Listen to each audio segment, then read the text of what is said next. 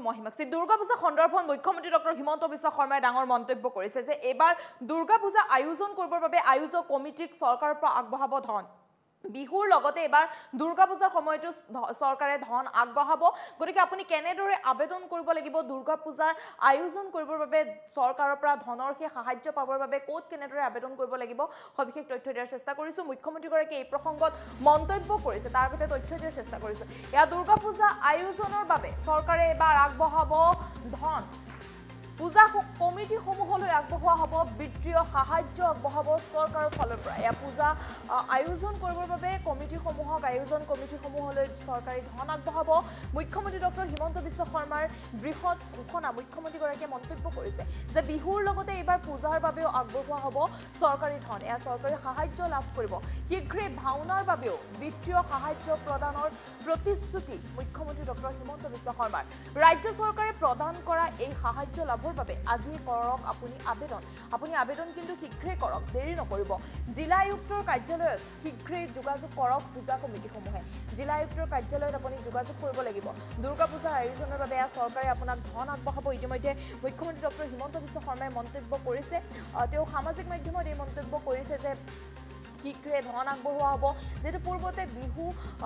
বিহুৰ বাবে ধন আগবঢ়োৱা হৈছিল চৰকাৰৰ ফালৰ পৰা কিন্তু এইবাৰ বিহুৰ লগতে দুৰ্গা পূজাৰ সময়তো বা দুৰ্গা পূজা আয়োজন কৰিবৰ বাবেও চৰকাৰে ধন আগবঢ়াব কমিটিসমূহক পূজা কমিটিসমূহক চৰকাৰী সাহায্য আগবঢ়াব গতিকে এই সাহায্য পাবৰ বাবে চৰকাৰৰ এই সাহায্য পাবৰ বাবে আপুনিও আবেদন কৰিব লাগিব শীঘ্ৰে আপুনি আবেদন কৰক কিন্তু আবেদন আপুনি ক'ত কৰিব লাগিব আজি আপুনি যোগাযোগ কৰক ৰাজ্য চৰকাৰে প্ৰদান কৰা সাহায্য লাভৰ বাবে যোগাযোগ কৰক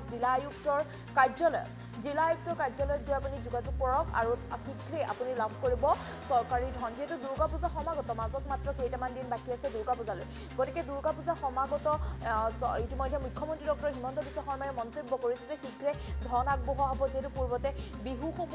বিহু পালন কৰিবৰ বাবে বা বিহুৰ কাৰণে চৰকাৰী সাহায্য আগবঢ়াইছিল এইবাৰ বিহু কমিটিয়ে নহয় কেৱল বিহু কমিটিয়ে নহয় পূজা কমিটিলৈকো চৰকাৰী ধন আগবঢ়াব আৰু ইয়াৰ পিছত ভাওনা পালন কৰিবলৈও চৰকাৰী ধন আগবঢ়াব গতিকে দুৰ্গা পূজা সমাগত মাজত মাত্ৰ কেইটামান দিন বাকি আছে শীঘ্ৰে আবেদন কৰক চৰকাৰী ধন লাভৰ বাবে মুখ্যমন্ত্ৰী প্ৰসংগত মন্তব্য কৰিছে মুখ্যমন্ত্ৰীগৰাকীয়ে মন্তব্য আগবঢ়াইছো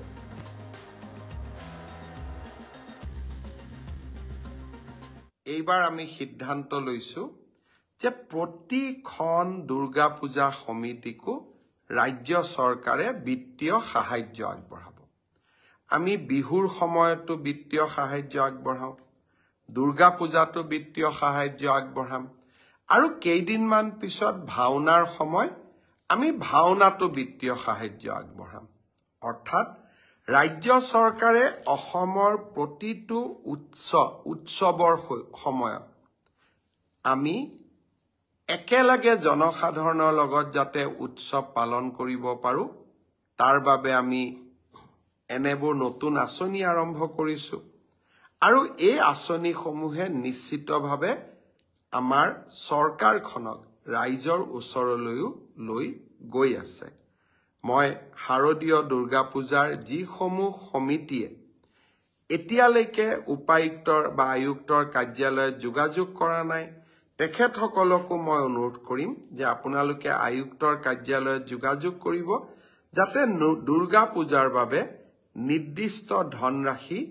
আপোনাৰ পূজা সমিতিখনেও পাব পাৰে এইবাৰ আমি সিদ্ধান্ত লৈছো যে প্ৰতিখন দুৰ্গা পূজা সমিতিকো ৰাজ্য চৰকাৰে বিত্তীয় সাহায্য আগবঢ়াব আমি বিহুৰ সময়তো বিত্তীয় সাহায্য আগবঢ়াও দুৰ্গা পূজাতো বিত্তীয় সাহায্য আগবঢ়াম